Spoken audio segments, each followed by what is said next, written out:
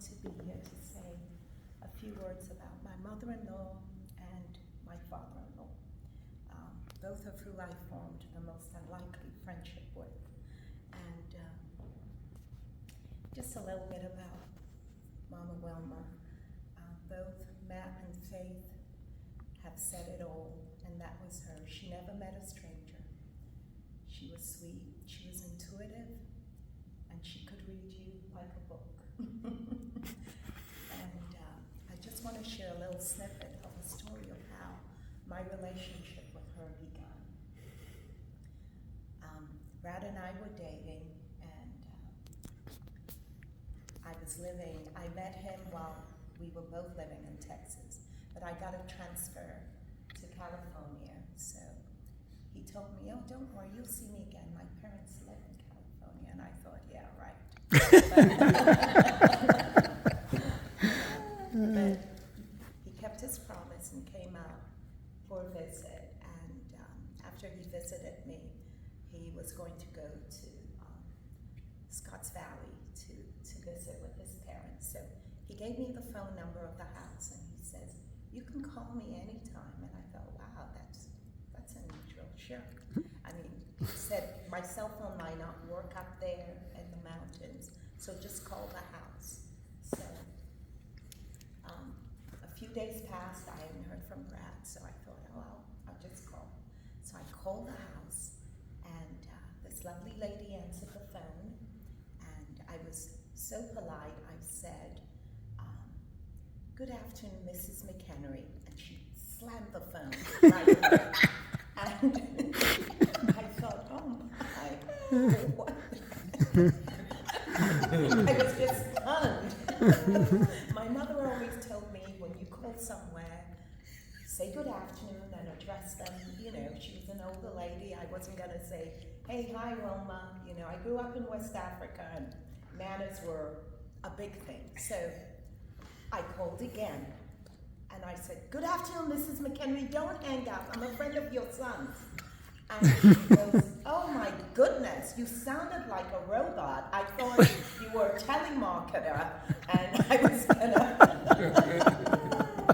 And so I said, I'm a friend of your son's, and my name is Angela, and Brad told me he was visiting, he gave me the number. So our relationship started with the biggest laugh. We laughed so hard, I felt like I knew her, and we chit-chatted. She asked me a little bit about myself, and I just felt such a strong connection to her over the phone. She was so warm and so given, and she said to me, Brad's out, but I will let him know as soon as he gets in, and whatever you're selling, I'm buying. So I always would remind her of that, but it was just the beginning of our friendship, and there were many times over the last 23 years that I've been married to her son that she would call the house and not even speak to him.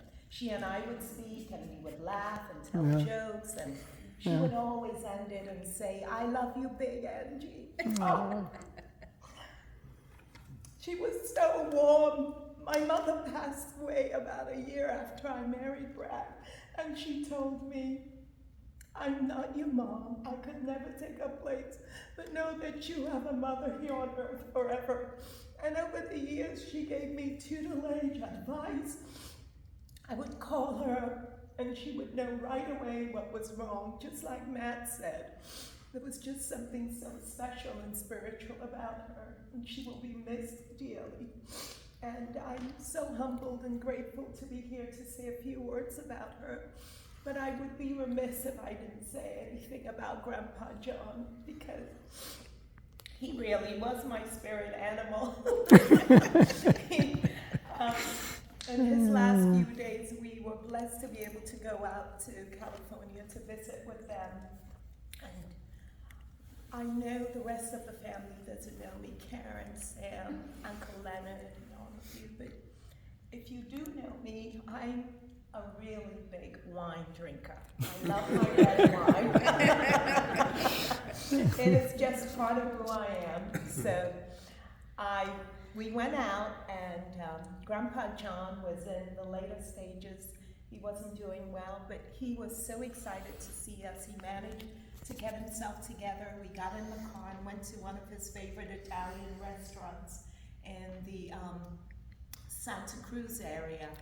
And we all started to do the drink orders. And, you know, everyone was ordering. And it got to me and I ordered wine. And I could tell he just kept eyeing my wine glass, and finally the waitress got to him, and I knew he had been forbidden to drink. Grandma took such good care of him, and she didn't want him having any alcohol at that point with all his medications. And I saw him just master up the courage and say, I'm having what she's having.